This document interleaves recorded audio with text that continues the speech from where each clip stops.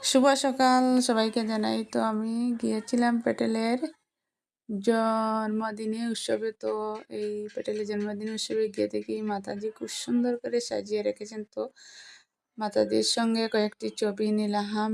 আর তোমরা তো বুঝতেও পারছো এই ভিডিও দেখে আমি কোথায় থাকি, আমার ঘর কোথায়।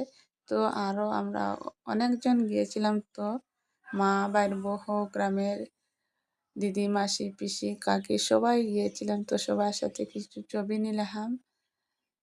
তো লালপাড়ি শাড়ি পরা আমাদের সবাইকে কেমন লাগছে কমেন্টে বলো, আর মাতাজিকে অবশ্য বলবেন কেমন লাগছে। তো সবাই একবার বলো জয় মাতাজি।